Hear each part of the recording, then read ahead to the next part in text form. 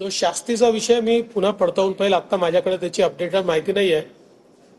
पालकमंत्र्याच्या संदर्भात आमचे अध्यक्ष चंद्रशेखर बावनकुळे हे इतर दोन्ही पक्षांसोबत बसून कुठे कोण पालकमंत्री असेल याचा निर्णय करतील.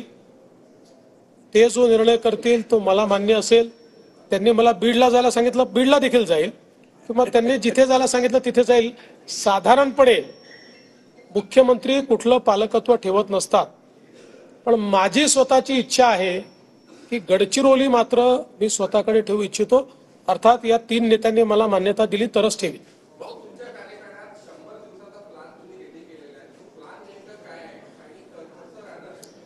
प्रत्येक खात्याने 100 दिवसाचं आपलं टार्गेट घेतलेलं आहे. 100 दिवसात काय करायचं हा 100 दिवसाचा प्लॅन आहे. 100 दिवस पूर्ण झाल्यानंतर त्याचा रिपोर्ट आम्ही त्या ठिकाणी सादर करू आणि प्रत्येक खात्याने काय टार्गेट घेतलं होतं आणि काय पूर्ण केलं हे आपल्यापर्यंत पोहोचू.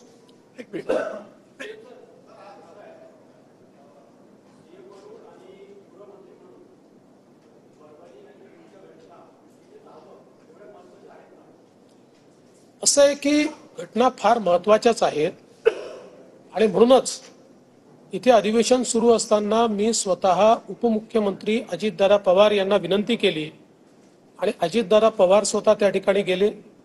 आमचे सगळे मंत्री देखील त्या ठिकाणी गेले. घटना महत्वाच्या होत्या म्हणूनच त्या ठिकाणी गेले. मला असं वाटतं की एखाद्या घटनेचं महत्व हे कोण गेलंय यापेक्षा त्याला आपण काय रिस्पॉन्ड करतोय या माध्यमातून होतं. प्रत्येक ठिकाणी मुख्यमंत्री पोचतातच असं नाही आहे, पण अजितदादांसारखे सिनियर मंत्री त्या ठिकाणी तेवढ्या करताच आम्ही पाठवले होते.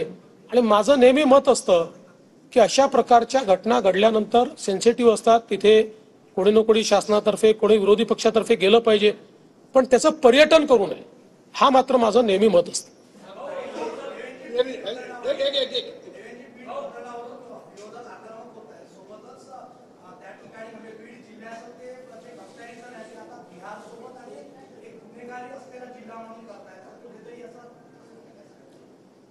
असे घटना जेव्हा घडतात त्यावेळी अशा प्रकारच्या चर्चा होतात, पॅरलल्स ड्रॉ होतात.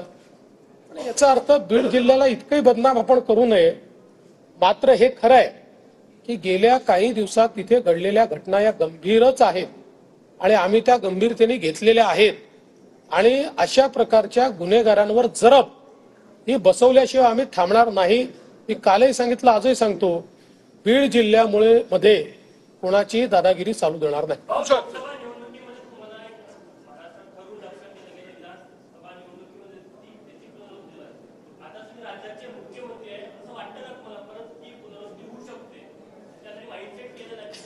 असं आहे की विरोधकांना जे करायचं आहे ते करतीलच, पण गेल्या 5 वर्षात मला टार्गेट केल्यानंतर त्यांच्या हाती काय मिळालं याचा विचार त्यांनी केला तर कदाचित नाही करणार.